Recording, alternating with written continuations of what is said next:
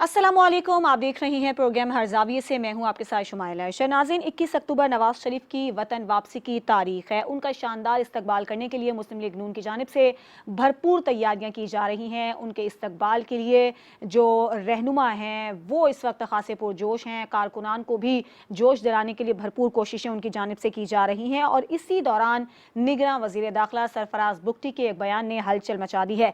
अपने बयान में सरफराज बुगटी ने कहा कि अदालत से जमानत न मिली तो नवाज शरीफ को गिरफ्तार कर लेंगे, जिसके बाद नून लीग के रहनुमाओं की जानिब से इसका सख्त रद्द अमल सामने आया है और इस बयान को हद से तजावुज़ करार दिया गया है। उसके बाद हमने ये भी देखा कि जब निगरां वज़ीर दाखिला सरफराज बुगटी ने यह बयान दिया तो उन्होंने फिर जब इस पर नून लीग की जानिब से तनकीद की गई तो फिर उन्होंने अपने बयान की वजाहत कर दी और कहा कि उनके बयान को सयाको सबाक से हटकर पेश किया गया है और ये भी कहा कि हमारा कोई सियासी एजेंडा नहीं है, नवाज शरीफ से कानून के मुताबिक ही सलूक होगा। पहले बयान दिया, उसके बाद वजाहत की गई। क्या निगरां वज़ीर दाखिला सरफराज बुगटी का बयान कबल अज़ वक्त था? इस पर हम बात करेंगे। इसके अलावा निगरां वज़ीर आज़म अनवारुल हक काकड़ ने एक तुर्क टीवी को इंटरव्यू दिया और इसके दौरान उन्होंने यकीन दिलाया है कि इंतखाबी अमल शफाफ होगा, हर सियासी जमात के पुरअमन एहतजाज का तहफ़्फ़ुज़ किया जाएगा और किसी खास ग्रुप की हिमायत या मुखालिफत नहीं की जाएगी। अब सवाल ये पैदा होता है कि क्या मौजूदा हुकूमत 100% मुनसिफाना इलेक्शन करा पाएगी? क्या ये मुमकिन है? और क्या तहरीक इंसाफ में कोई बड़ा अपसेट हो सकता है? इसके अलावा वज़ीर आज़म ने यह भी कहा कि अगर बैलेट पर PTI ना होने पर एहतजाज हुआ तो भी इलेक्शन कानूनी होगा। तो वज़ीर आज़म के जो दावे हैं वो क्या अपने इन दावों में 100% कामयाबी हासिल कर सकेंगे? इस पर हम बात करेंगे। इसके अलावा सुप्रीम कोर्ट से नैब तरमीम का फैसला आने के बाद हम देख रहे हैं कि रेफरेंसेस पर कार्रवाइयों का आगाज़ हो गया है। इसहाक डार के खिलाफ भी आमदन से ज़ायद असासाजात जो केस है वो खुल गया है। नैब का जाल जो है वो मज़ीद अब हम देख रहे हैं कि बढ़ता चला जा रहा है। अब सवाल ये पैदा हो रहा है कि इसमें बड़ी मछलियाँ वाकई काबू में आएंगी या महज ये एक रस्मी कार्रवाइयाँ होंगी और कौन कौन से बड़े नाम हैं जो कि इस भंवर में फंस जाएंगे और क्या इसमें से कुछ रिलीफ भी मिलने का उम्मीद है कि नहीं है? इस पर आज के प्रोग्राम में हम बात करेंगे। अपने मेहमानों से मैं आपका तारुफ करवा देती हूँ। ब्यूरो चीफ इस्लामाबाद काशिफ रफ़ीक हमारे साथ मौजूद हैं, ब्यूरो चीफ लाहौर मुनव्वर भट्ट और ब्यूरो चीफ कराची इम्तियाज़ खान फरहान साहब हमारे साथ हैं। आप तीनों का बहुत शुक्रिया। सबसे पहले काशिफ बताइएगा, नवाज शरीफ की वापसी पर हम देख रहे हैं कि नून लीग और निगरां हुकूमत आमने सामने है। सरफराज बुगटी का बयान आपके सामने है, फिर उन्होंने इसकी तरदीद भी कर दी है। क्या यह बयान उन्होंने जल्दबाजी में दिया? बिस्मिल्लाहिर्रहमानिर्रहीम। शुमाइला, अव्वल तो बात यह है कि उनके बयान में मुझे तो कोई ऐसी अभाम वाली चीज नजर नहीं आई जिसके ऊपर नून लीग ने ववेला शुरू कर दिया और कोई उन्होंने ऐसी बात नहीं की जिसके ऊपर इतना चीख पा होना या एहतजाज करने की बात थी या इतना एहतजाजी बयान देने की बात थी। वो अभी जो उन्होंने अपनी तरदीद जारी की और जो पहला बयान जारी किया उसमें जो मैं समझ पाया हूँ वो तो एक कॉमन सेंस की बात थी कि नवाज शरीफ साहब जब वतन वापस आएंगे तो आइन और कानून के मुताबिक उनसे हैंडल किया जाएगा उनको। अगर अदालतें उनको जमानत दे देती हैं, अदालतें उनको हिफाजती जमानतें दे देती हैं तो फिर कोई भी कानून को गिरफ्तार नहीं कर सकता, उससे वजीर दाखिला की भले ख्वाहिश हो या ना हो। और अगर अदालतें उनको सेफ जोन नहीं देती और उनको जो वो जमानतें नहीं देती, हिफाजती जमानतें नहीं देती, तो फिर कानून के मुताबिक अपना रास्ता कानून अपनाएगा। लेकिन मसला ये है कि नून लीग वालों को एक बयान को लेके इतनी ज्यादा तकलीफ क्यों हुई? तकलीफ इसलिए हुई कि नून लीग खुद क्लियर नहीं है कि नवाज शरीफ साहब जब वापस आएंगे तो वापस आने के बाद हालात क्या होंगे। देखिए, नैब के जो केसेस है वो खुल चुके, ठीक, और जो उनके ऊपर केसेस मौजूद है जिसमें वो जमानत के तौर पे गए थे, जिनके जमानती उनके भाई वजीर आजम बने, अब वो वापस आएंगे तो क्या मामला जो है वो वहीं से शुरू होगा या उनको अदालत जो है वो सेफ जोन देगी और वो कहेगी कि आपको हिफाजती जमानत है और आप जाइए और जाके जो है उसको अपने कंसर्न कोर्ट में जाके पेश हो जाइए। देखिए, जब सजा हो गई, सजा होने के बाद आपको कंडीशनल बेल मिली थी और आपने उसके अंदर श्योरिटी बॉन्ड दिए थे शहबाज शरीफ साहब ने। अब जब आप वापस आएंगे तो आपने कानून को उसी तरीके से फेस करना है। लेकिन प्रॉब्लम यह है कि यहाँ पे नून लीग के अकाबरीन जो है वो इस बात को तस्लीम करने को तैयार ही नहीं। तो वो ये समझते हैं कि अच्छा खासा जो है वो एक कारकुनान को जमा करके जमे गफीर ला के उसके बाद बजरिया हेलीकॉप्टर उनको जहाँ पे मीनार पाकिस्तान ले जाया जाए, वहां पे जलसा कराया जाए, उसके बाद फिर अगला प्रोसेस शुरू हो। देखिए सियासत में एक्टिविटी करनी चाहिए, नवाज शरीफ साहब का हक है, नून लीग का हक है, जैसे मर्जी जाए जहां मर्जी जाए जलसे करें। लेकिन अगर आप आइन और कानून की पासदारी की बातें करते रहे और आप आज ये कह रहे हैं कि जनाब जनरल बाजवा साहब को, फैज साहब को, साकिब निसार साहब को खोसा साहब से जो है वो एहतसाब करना चाहिए, तो वो आप एहतसाब का तकाजा आइन और कानून के मुताबिक कर रहे हैं। सही। हमने उस वक्त भी कहा कि जिस वक्त पैनामा केस चल रहा था वहां पे जो जीआईटी बनी वो गलत बनी थी। उस वक्त के चीफ जस्टिस ने अपने चैम्बर से फोन करा के लोगों को वहां पे उस जीआईटी में शामिल किया। लेकिन अगर आप पहले तो ये तय कर लें कि आपने आइन और कानून का रास्ता लेना है या आपने पॉपुलर सेंटीमेंट लेना है। कभी आप कहते थे माजी में वोट को इज्जत दो, फिर आपने कहा बाजवा साहब को इज्जत दो, फिर आपने कहा फैज साहब को इज्जत दो, फिर आपने कहा अदालतों को इज्जत दो, फिर आपने तोसीएं करवा दी। और उसके बाद अब आपको याद आया जब आप तोसी लेके और जी काशिफ, एक डील करके आप सही। लंदन चले गए। आज आप वापस आ रहे तो आपको वही बाजवा साहब, वही फैज साहब, वही साकिब साहब, वही खोसा साहब ठीक है। आपको बुरे लग रहे हैं। तो ये जो चीजें हैं ये आवाम को भी याद है, मीडिया को भी याद है, इसको तहम्मुल के साथ बर्दाश्त तो करना ठीक पड़ेगा है। और सुनना तो पड़ेगा। ठीक है। अच्छा मुनव्वर, आप वैसे क्या देख रहे हैं, सरफराज बुख्ती के बयान में ऐसा क्या है जिस पर नून लीग इस कदर सीखता है? देखिए ये बिल्कुल मैं इसको बड़ी सीरियस चीज़ समझता हूँ मेरे भाई की अपनी राय है, और मैं समझता हूँ कि वो जिस तनाजुर में ये चीज़ों को देख रहे हैं वो वैसे ही होंगी। लेकिन मैं ये समझता हूँ कि ये नवाज शरीफ के बयानिए के बाद ये एक रिएक्शन था। नवाज शरीफ साहब ने जो साबिक आर्मी चीफ और साबिक डीजी ISI उनके हवाले से जो मुतालबा किया था कि उनके खिलाफ आर्टिकल 6 के तहत कार्रवाई होनी चाहिए और वो कौमी मुजरिम है, तो वो उस बयानिए का रद्द अमल था कि भाई अगर आप ये समझते हैं कि भी वो कौमी मुजरिम है तो फिर आप भी जमानत पे गए थे और वो जमानत जो है वो लाहौर एयरपोर्ट पे आके ख़त्म हो जाएगी। उसके बाद आपको अरेस्ट होके जेल में जाना पड़ेगा और जेल से दोबारा फिर आपको बेल जो करवानी पड़ेगी। तो ये इस बयानिए का रद्द अमल था। मैं इसको बड़ा सीरियसली समझता हूँ और ये हुकूमत ने इंडिकेशन दी है, इदारों ने इंडिकेशन दी है। इससे पहले भी एक बात चल रही थी जिसकी शहबाज साहब ने तरदीद कर दी कि उन्हें ना वो गुजरावाला गए और ना ही उनकी किसी से मुलाकात हुई। तो मैं ये समझता हूँ कि इस तरह की इंडिकेशन शहबाज साहब को पहले मिल चुकी थी, अगरचे वो तरदीद कर रहे हैं कि वो इदारों के हवाले से और जो साबिक अदारे के सरबराह रहे हैं उनके हवाले से अपने बयानिए के ऊपर वो नजरसानी करें। अगर वो इस तरह की बात करेंगे तो फिर चीज़ें उनके लिए भी डिफरेंट हो सकती हैं। तो अब रामा सनाउल्लाह साहब ने और मरियम साहबा ने और दूसरे सब लोगों ने तो ये बात कर दी और वो वजीर दाखिला साहब को उन्होंने अच्छा खासा सुना भी दिया, लेकिन ये इस जो बात उन्होंने की थी उसके ऊपर उनका वाज़े मौक़िफ़ नहीं आया। आज थोड़ी सी बात ज़रूर हुई है कि नवाज शरीफ साहब जो कानून के मुताबिक अपनी बेल अप्लाई करेंगे और उसके मुताबिक अपने केसेस को डिफेंड करेंगे, तो ये वाला आज एक स्टेटमेंट आ चुका है। तो मैं ये समझता हूँ कि वो नवाज शरीफ के बयानिए का रद्द अमल था और वो उसके ऊपर उनको वार्निंग भी मिल गई। तो अब ये जो बीच में मुसालिदकार बैठे होते हैं वो उनका काम है।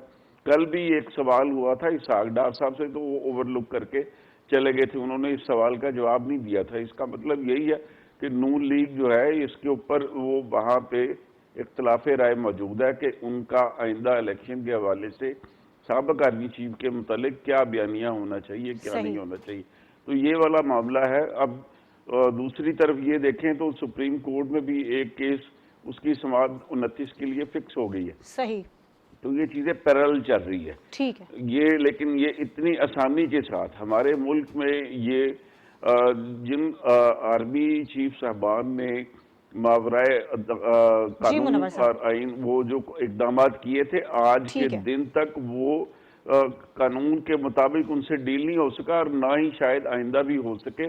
जो सियासतदान फौज की मदद से या उनकी खुशनुदी से इक़्तिदार में आते हैं उनको फिर आखिर दम तक इस बात का ख्याल भी रखना पड़ता है कि फौज जो है वो बतौर इदारा उनके साथ इस तरह का इख्तलाफ ना करे जिस तरह का माजी में होता रहा। तो अब अगर ये वाला इशू रहता तो फिर चेयरमैन PTI भी जेल में ना होते।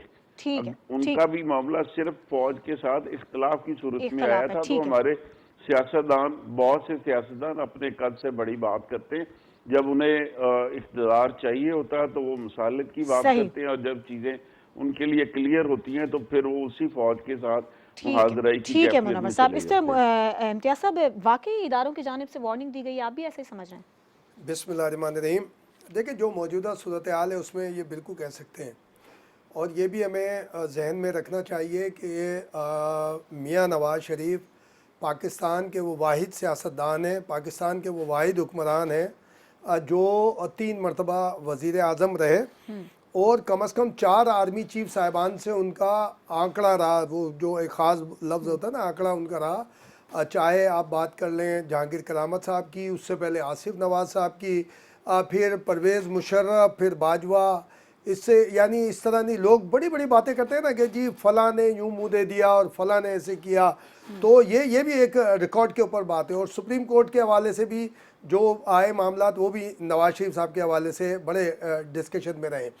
और देखिए, ये बात वार्निंग हो सकती है किसी हद तक, लेकिन पॉलिटिशियन जो है ना वो सारी एक्टिविटी करता है। लेकिन सरफराज बुख्ती के बयान में मुझे भी कोई ऐसी बात नज़र नहीं आई जो हटकर हो, जो सारी चीज़ें जो ऐसी हो कि जिसको, चूँकि उन्होंने जो वजाहत की है, वजाहत में भी वही अल्फाज है, बस थोड़ा लाइनों का ऊपर नीचे डिफरेंस हो गया है। अदरवाइज़ वही बात है कि जी कानून के मुताबिक निपटेंगे, यही बात की जाएगी। आपको याद होगा एक साबिक मुशीर दाखिला थे पीटीआई हुकूमत के दौर में, और वज़ीर आज़म ने खुद अपॉइंट किया था उनको, पीटीआई के चेयरमैन ने, ब्रिगेडियर शाह जो थे, उनका एक स्टेटमेंट था, उन्हें फिर हटाया भी उन्होंने ही था, पीटीआई चेयरमैन ने जो वज़ीर आज़म थे। उन्होंने एक इंटरव्यू में कहा था कि अगर नवाज शरीफ उस वक्त मान जाते, कुछ बातें, 1-2 बातें ऐसी थी, मान जाते, तो वो चौथी मरतबा फिर उन्होंने वज़ीर आज़म बनना था, और उनको हटाया इसलिए गया था। अभी मैं नाम एकदम उनके और बाजवा साहब के ससुर का नाम बिल्कुल मिलता है, जुलता है, और वो भी ब्रिगेडियर रिटायर्ड, और वो भी सारे उसमें करके। तो ये तहफ़्फ़ुज़ात तो होंगे इस्टेब्लिशमेंट के कि यार ये स्टेटमेंट क्यों आया। लेकिन उस वक्त जो मैंने आपसे 2 रोज़ पहले जो हमने बात की थी कि नवाज शरीफ ने बिला वजह वो स्टेटमेंट नहीं दिया, वो जो नाम है उसके लिए इस्टेब्लिशमेंट में, आपने ISPR के डीजी साहब का जो पहला जो प्रेस कॉन्फ्रेंस थी आपने सुनी थी, उन्होंने कहा जी सबसे पहले हमने अपने अंदर से एहतसाब का अमल शुरू किया है, जब ये 9 मई के बाद का एक बहुत हिस्टोरिकल वो प्रेस कॉन्फ्रेंस थी। तो उसमें कितने बड़े बड़े ओहदेदार थे जिन्हें घर भेज दिया गया, बहुत सारे जो है अभी भी यानी कि पूछगछ के अंदर हैं। तो क्या इस बात के इम्कानात नहीं है कि इस्टेब्लिशमेंट के अंदर ये बात चलो, क्या जनरल फैज साहब का नाम नहीं आता मुख्तलिफ इंक्वायरीज में कि जनाब ये एंटी करप्शन उन्हें कॉल करेगी या फला। और दूसरा, वो जो एक सर्विंग जस्टिस साहब का नाम लिया था, तो वो बिला वजह नहीं लिया गया है। मैं उस बात को थोड़ा, यानी मैं अपने तज्जिए की बुनियाद पे कह रहा हूँ, इंफॉर्मेशन की बुनियाद पे, फाइज ईसा साहब के बाद उन्होंने चीफ जस्टिस बनना है, इस बात के खातिर हमें रखनी चाहिए। इसका मतलब है कि जिस तरह से फाइज ईसा साहब मामले में आए थे, तो जुडिशल काउंसिल में वो जस्टिस साहब का मामला भी जा सकता है, इसलिए उन्होंने एक रिकॉर्ड पे लाने के लिए एक बात की। दूसरा देखें, वो जो जजेस साहिबान की बात करते हैं ना, ज़हीर जमाली साहब जब चीफ जस्टिस ऑफ पाकिस्तान थे, उनके बाद रिटायरमेंट के बाद साकिब साहब आए थे। आपको याद होगा, ये खुद पीटीआई के चेयरमैन अपने एक इंटरव्यू में कह चुके हैं, जब वो धरना में थे, उन्होंने कहा कि जनाब हमें तो वो नहीं था, रिजेक्ट हो गई थी, हमें फिर फोन आया था।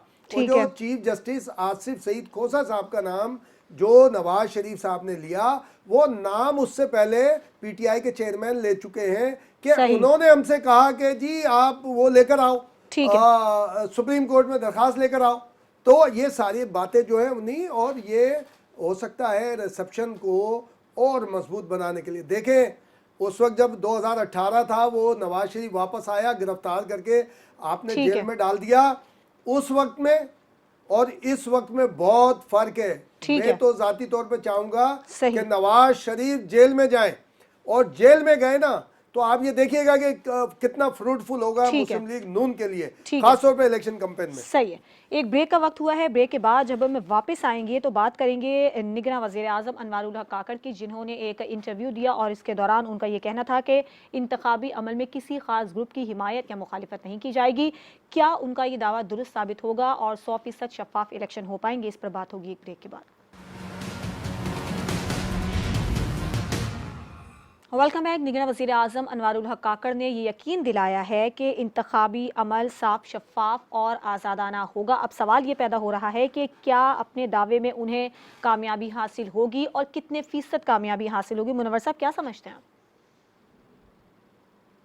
देखिए, ये मैं तो ये समझता हूँ कि निगरान वज़ीर आज़म ने उसी बात की तस्दीक की है जो कि हम अपने पिछले प्रोग्रामों में ये बात करते रहे कि पीटीआई को इलेक्शन में लड़ने की जो इजाज़त होगी, लेकिन जो लोग मुकदमात में मुलविस हैं शायद वो इलेक्शन ना लड़ सकें, और जिनकी नाअहली हो चुकी है वो भी शायद इलेक्शन ना लड़ सके। बतौर जमात पीटीआई को इलेक्शन लड़ने की इजाज़त होगी, और यही बात जो प्राइम मिनिस्टर साहब ने की है कि भी जो भी कानून और ज़ाब्ते के मुताबिक जिसके कागजात दुरुस्त होंगे वो इलेक्शन लड़ सकेगा, और जिसके ऊपर केस नहीं होंगे या उसका मामला अदालत से कन्विक्शन नहीं होगी तो वो तो इलेक्शन लड़ सकेगा, और जो अदालत में जिसको सज़ा हो गई या जो नाहिल हो चुका है तो उसको इजाज़त नहीं होगी।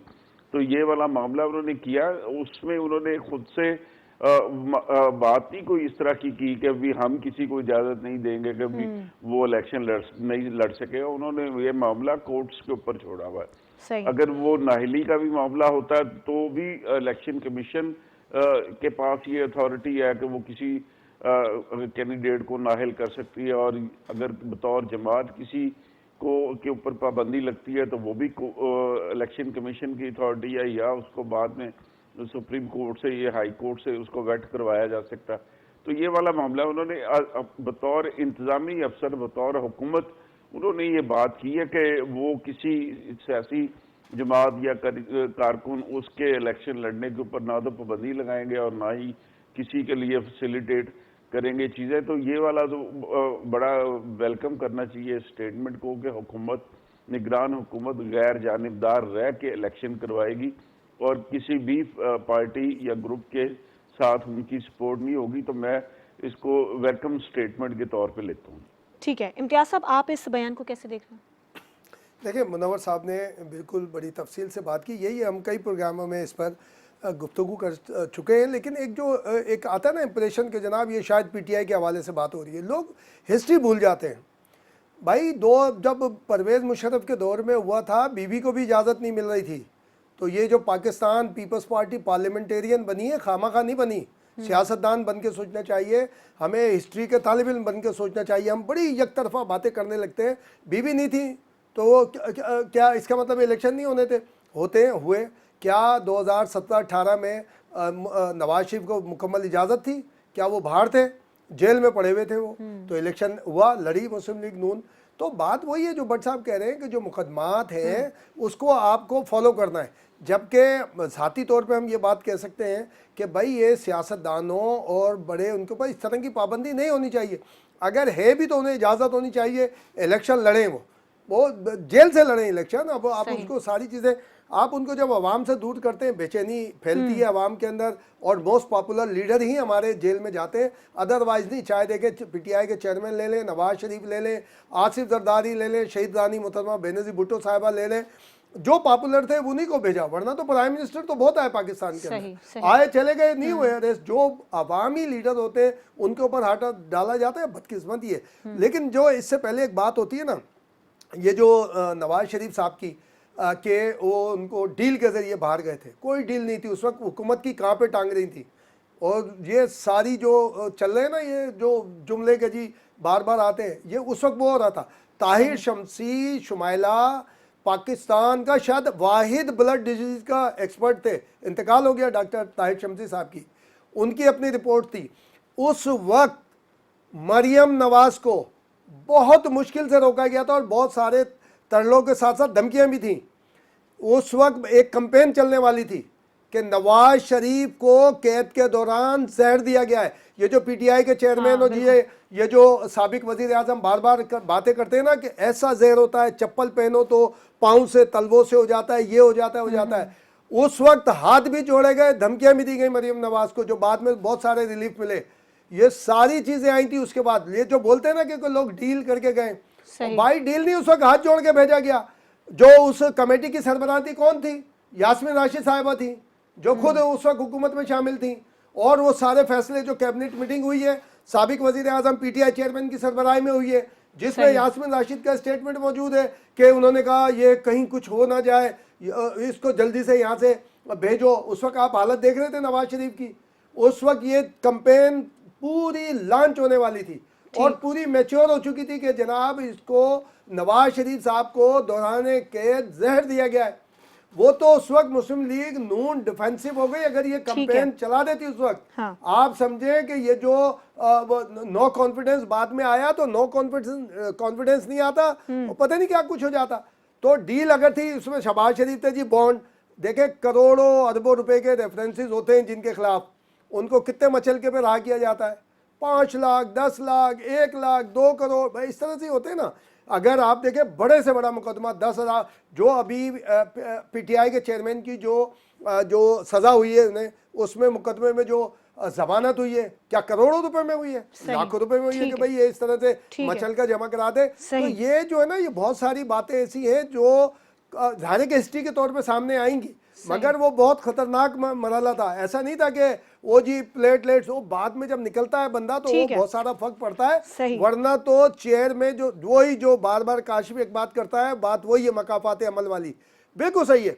दूसरों के ऊपर टोंट नहीं। अल्लाह को सबसे ज्यादा बुरी बात ये लगती है, आप जब बड़े गुरूर के साथ कोई बात, वो सारे व्हील चेयर पे रहे पीटीआई चेयरमैन समेत जो साबिक सियासतदानों के ऊपर तंज किया करते थे। ठीक है काशिफ, वजीर आजम की इस यकीन दहानी को आप कैसे देख रहे हैं, और क्या तहरीक इंसाफ इलेक्शन में कोई बड़ा अपसेट कर सकती है? देखें, तहरीक इंसाफ को अगर लेवल प्लेइंग फील्ड मिली तो तहरीक इंसाफ का नून लीग के साथ पंजाब में 1-on-1 मुकाबला होगा और पीपल्स पार्टी वहां पे कहीं फाल नहीं करेगी। ये तो लिख के ले लें। दूसरी बात ये है, मैं आपकी एक बात बिल्कुल गोशगुजार करना चाहूँ तारीख की दुरुस्ती के लिए। हम तो तालिब इल्म है कि मुशर्रफ साहब के दौर में पीपल्स पार्टी समेत जो भी अकाबीन सियासत में आगे उन्होंने इलेक्शन में हिस्सा लिया, उनको ये भी बात बतानी चाहिए कि मुशर्रफ से एनआरओ लेके आए थे। अरबों रुपए के जो केसेस थे वो एनआरओ की मद में खत्म किए गए थे। उसके बाद ये इलेक्शन का मामला बना और उसमें सबसे इंपॉर्टेंट चीज ये थी कि उस एनआरओ डील का एक मामला था कि नवाज शरीफ साहब भी मुल्क में नहीं आएंगे और मोहतरमा बेनजीर भुट्टो भी मुल्क में नहीं आएंगे, जिस वक्त एनआरओ जरदारी साहब ने किया। फिर जब बीबी आई उसके बाद एक नया सिनेरियो डेवलप हो गया। मैं उस बहस में जाना नहीं चाहता, सिर्फ रिकॉर्ड की दुरुस्ती रखना चाहता हूँ आपकी तवज्जो से। तीसरी बात यह है कि देखिए, सियासत करना हर किसी का हक है। नवाज शरीफ साहब भी करे, तहरीक इंसाफ भी करे, पीपल्स पार्टी भी करे, छोटी बड़ी हर पाकिस्तानी शहरी करे सियासत। लेकिन मसला ये है कि अगर सियासत आपने करनी है और आपने इस मुल्क की खुदा को माने, इस बात को मद्देनजर रखे। मैं तवातर से एक बात कह रहा हूँ, इस मुल्क की हिस्ट्री बहुत नाजुक है, बड़ी गंभीर है पोस्ट इलेक्शन की। जिस वक्त भी पोस्ट इलेक्शन हुए हैं इस मुल्क में, एक पोस्ट इलेक्शन के नतीजे नहीं तस्लीम किए गए, मुल्क 2 लाख हो गया। दूसरे पोस्ट इलेक्शन के नतीजे नहीं तस्लीम किए गए तो जवाहरलाल साहब का मार्शल लग गया। सही। सो आप समझिए इस बात को कि अगर पोस्ट इलेक्शन रिजल्ट ना तस्लीम किए गए तो इस मुल्क में एक नया मैप खड़ा हो जाएगा। लेकिन काशिफ, निगरान वजीर आजम ने जो बयान दिया कि अगर बैलेट पर पीटीआई ना भी हो तो भी इलेक्शन कानूनी होगा, ये बड़ा एक अहम। देखिए मैं आपको एक बात बताऊं, मसला ये है कि यहाँ पे प्रॉक्सीज चल रही है, चीजें चल रही है। बैलेट के ऊपर शेयर की टिकट नहीं थी तो सेनेट के इलेक्शन तो फिर भी नून लीग जीत गई थी। ये तो कोई अचंभे की बात नहीं है। ये तो प्रेसिडेंट मौजूद है, तहरीक इंसाफ की हुकूमत थी, सेनेट का इलेक्शन था और नवाज शरीफ साहब को नायल करके उनकी सारी टिकटें फारिग कर दी और वहां के सेनेटर आजाद जीत के नून लीग में आए थे। सही। ठीक है, तो अब आप देखिए, जब आप इस सूरत हाल को देखेंगे तो मसला ये नहीं है, मसला ये है कि आपका इलेक्शन की एक्सेप्टेबिलिटी क्या होगी, आपकी आवाम उसको कितना मानेगी, उसका टर्न आउट क्या होगा, उसकी ऑथेंटिसिटी क्या होगी। प्रॉब्लम यहाँ पे क्या है? यहाँ प्रॉब्लम है सिर्फ अना, जिद और ख्वाहिश की। कोई दूसरे को मानने को तैयार नहीं है। अगर आप इस अना, जिद, ख्वाहिश और हरदर्मी पे कायम रहेंगे, आप इलेक्शन करवा दीजिए, बल्ला बैलेट पे हो या ना हो, इलेक्शन का रिजल्ट तस्लीम कोई करे या ना करे, उसके बाद एक नया मैच खड़ा हो जाएगा। मुल्क ठीक। की इकोनॉमी सियासी अदम इस्तेहकाम की वजह से नहीं सस्टेन हो सकती। आप नवाज शरीफ का छोड़ के जिसको मर्जी लाके बिठा दीजिए, अगर आपने इलेक्शन करवाने हैं और आपको हुकूमत बनानी है सियासी तौर पे, तो याद रखिए जब तक सियासी इस्तेहकाम नहीं होगा, जब तक आप इस चीज को तस्लीम नहीं करेंगे, हार और जीत को तस्लीम नहीं करेंगे, उस वक्त तक यहाँ पे जो है मईशत खड़ी नहीं होगी। मैं ये नहीं कह रहा हूँ कि कौन हुकूमत बनाएगा कौन नहीं बनाएगा, मैं तो एक बात कह रहा हूँ कि इस मुल्क के गरीब आवाम का सोचिए, इस मुल्क का सोचिए, इस मुल्क के दिफाई इदारों का सोचिए, इस मुल्क की सरहदों का सोचिए। यहाँ पे लोग दलील की बात मानने को तैयार नहीं है, यहाँ पे लोग असूल की बात मानने को तैयार नहीं है। यहाँ लोग या जोर जबरदस्ती जो है वो बात मानते हैं, जैसे अब क्रैकडाउन हो रहा है तो हर चीज नीचे आ रही है, या ये पहले क्यों नहीं नीचे आई। यहाँ पे लोग जो तजर्बाकार सियासतदान है, जो ना तजर्बाकार सियासतदान है, जब तक ये अपनी अपनी अना जिद ख्वाहिश और हमदर्दी को एक साइड में नहीं रखेंगे और तमाम के तमाम इस नुक्ते पे मुत्तफिक नहीं होंगे कि हमने मुल्क की अवाम को, पाकिस्तान को इस्तेहकाम देना है, उस वक्त तक जो मर्जी फार्मूला लगा ले वो कौमी मफाद सबसे ज्यादा मुकद्दम होना चाहिए। एक ब्रेक का वक्त हुआ है, ब्रेक के बाद जब हम वापस आएंगे तो इसहाक डार के खिलाफ आमदन से ज्यादा असासाजात का केस है दोबारा खुल गया है। अब बड़ी मछलियों के लिए वाकई जाल तैयार है या महज रस्मी कार्रवाइयां होंगी, इस पर बात होगी एक ब्रेक के बाद।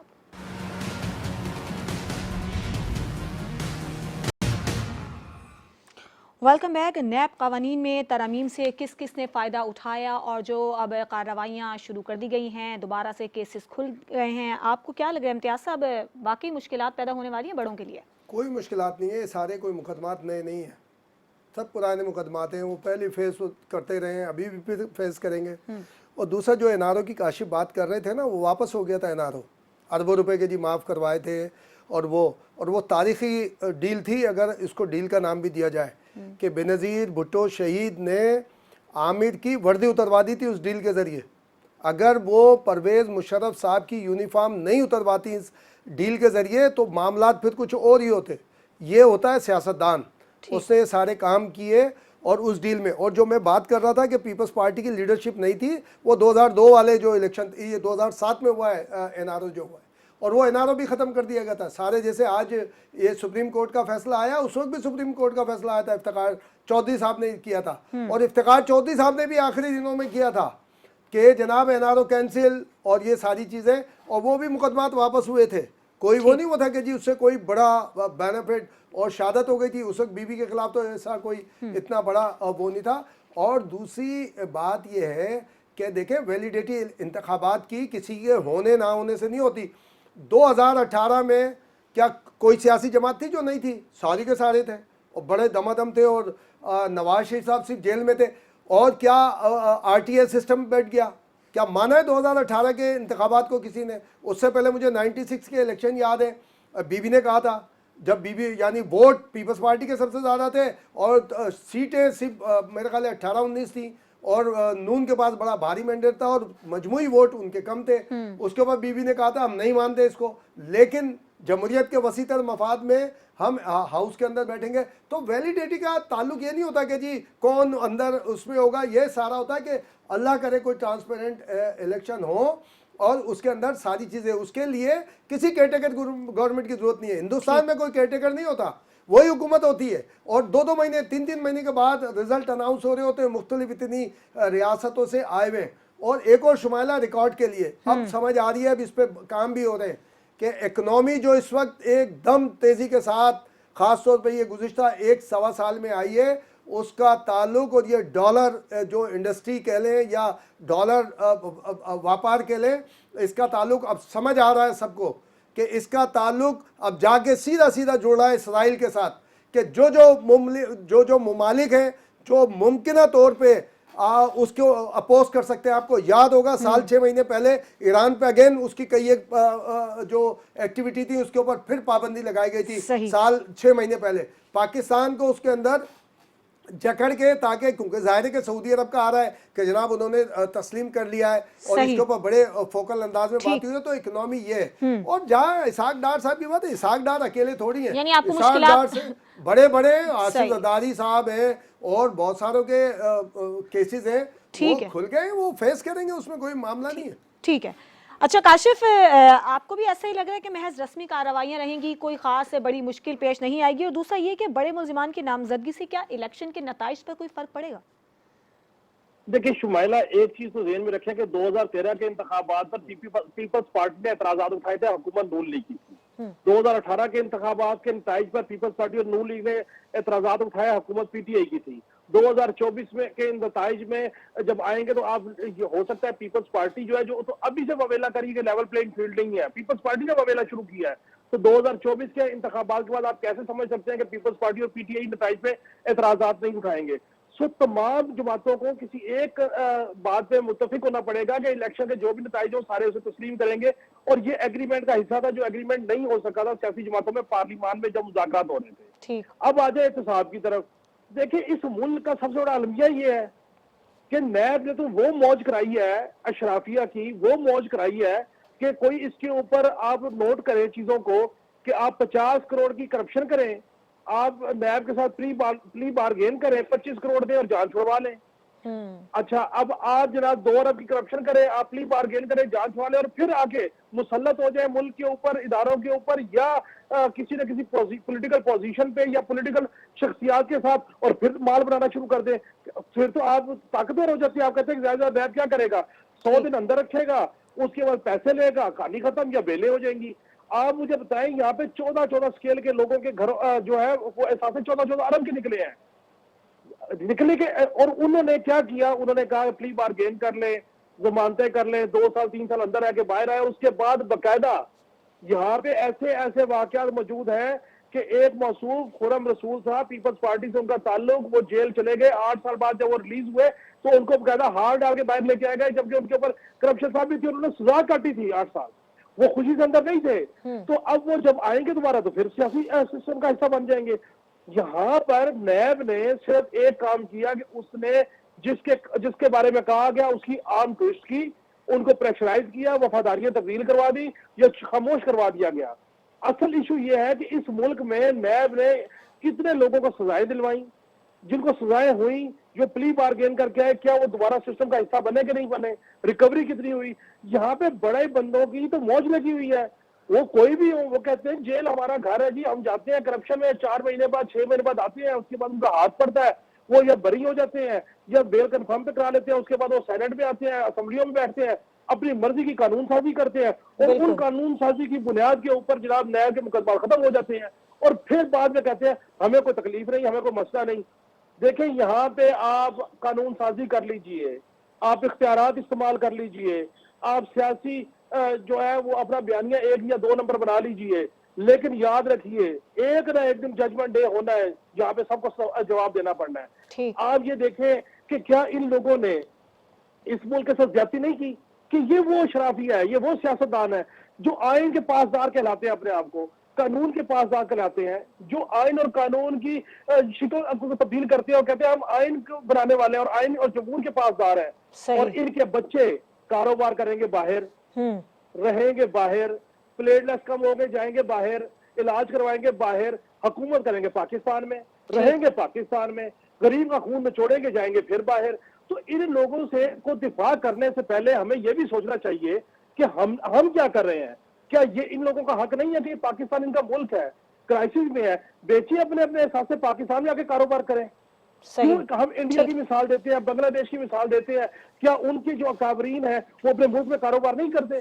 यहाँ पे ये कारोबार करना गुनाह समझते हैं, यहाँ पे सिर्फ सियासत करना ये जायज समझते हैं कि हम हुक्मरान हैं और हमारे बच्चे भी हुक्मरान हैं। अब ये पहली दफा पाकिस्तान की तारीख में पहली दफा हम अपनी आंखों से देख रहे हैं कि जो सियासी जागीरदार हैं, जिनकी सियासी विरासतें हैं, वो नवाज शरीफ साहब हो, जरदारी साहब हो या कोई जमात फजल रहमान साहब हो या साहब के चेयरमैन हो, ये अपनी सियासी विरासतें अपने औलादों को शिफ्ट कर रहे हैं कि अब हमारे बच्चे सियासत करेंगे और अवाम का खून निचोड़ेंगे। बिल्कुल ठीक है। काशिफ, हमें कम से कम सिर्फ सियासतदानों के अलावा भी बात कर लेनी चाहिए कि कितने बड़े बड़े लोग मुल्क से बाहर हैं। कितने सियासतदान हैं, 20-25 सियासतदान भी नहीं है जो मुल्क से बाहर रहते हैं। जो बड़े बड़े लोग हैं ना, उनके भी थोड़ा सा नाम ले लिया करें, उनके बारे में भी बर्बाद लिया करें। ऐसा नहीं है कि आप ले दे के सिर्फ सियासतदान मुल्क के लिए लाता है, सियासतदान सब कुछ करता है मुल्क के लिए, उसी के साथ विक्टिमाइजेशन होती है।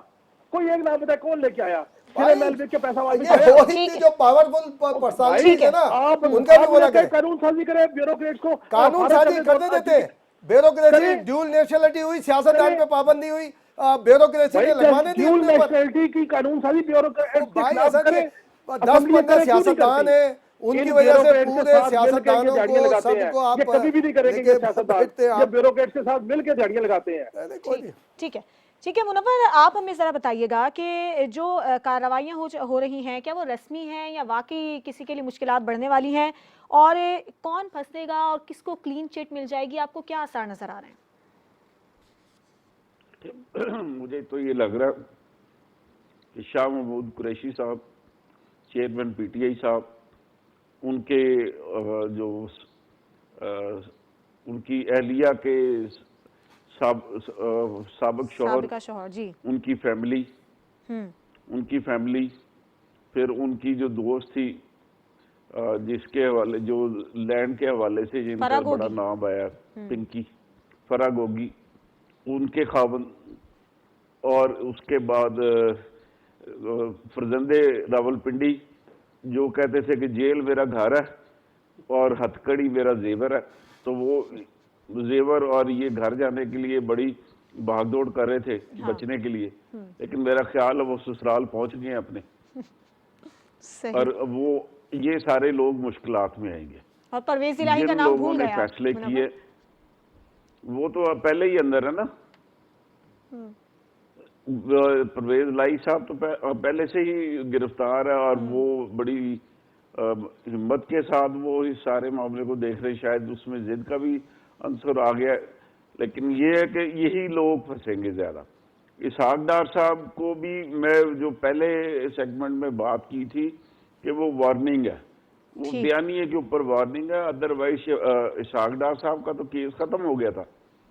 इसी तरह वो शाहिद खाकान अब्बासी साहब का केस भी खत्म हो गया था, वो तो लड़ रहे थे अपना मुकदमा केस वो जाके कोर्ट्स में। एहसन इकबाल साहब का मामला, वो तो अदालत में लड़ रहे थे, वो तो कह रहे थे हमें ये एनआरओ नहीं चाहिए, हमें इस कानून, वो तो अदालतों ने उनके मुकदमात वापस किए थे, वो तो हर पेशी पे पहुंच रहे थे।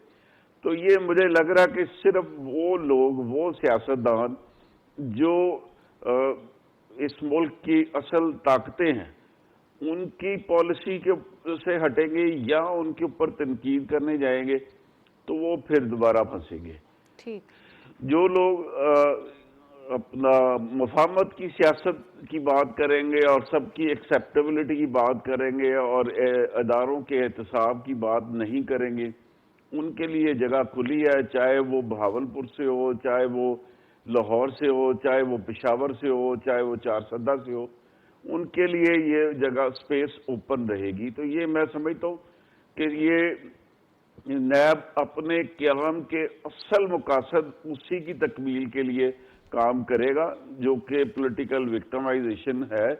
और मैं ये पहले दिन से ये बात कर रहा हूँ कि नैब का इदारा सिर्फ और सिर्फ सियासी इंतकाम के लिए बनाया गया था, और ये इसको इस मुल्क के असल हुक्मरान इसीलिए ख़त्म नहीं होने देना चाह रहे कि जब कभी किसी की को पकड़ना हुआ तो फिर नैब से बेहतर कोई इदारा नहीं है जो 90 दिन तक बगैर किसी वजह से ही बंदे को गिरफ्तार करके रख सकता है, और उसके बाद उसका ट्रायल और उसकी के मुकदमात की पेशियां, ये वाला मामला फिर बरसों में जाता है। और बहुत थोड़े सियासतदान ऐसे होंगे जो कि कैदोबंद की सोबतें बर्दाश्त कर सके, इसलिए वो फौरी तौर पे जो वफादारियां तब्दील होती हैं और जो जमातों से अलहदगी के ऐलानात धड़ाधड़ आ रहे होते हैं, वो इसी वजह से होती हैं कि पीछे नैब उनको फाइल दिखा के बताया जाता है कि नैब के पास जाना है या अपनी पोजीशन चेंज करनी है। तो बेशतर सियासतदानों ने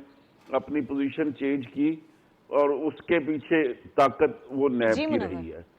तो ये वाला मामला है। बाकी इसमें नैब से इंसाफ वाली बात मुझे समझ नहीं आती। ठीक है, प्रोग्राम का वक्त ख़त्म हो गया है। मैं आप तीनों का बहुत शुक्रिया अदा करना चाहूँगी, और बात वही है कि अमीर और गरीब के लिए जब तक इंसाफ का निज़ाम एक जैसा नहीं होगा, मुल्क के मसाइल हल नहीं हो सकते हैं। आज के प्रोग्राम से इजाज़त दीजिए, अल्लाह हाफ़िज़।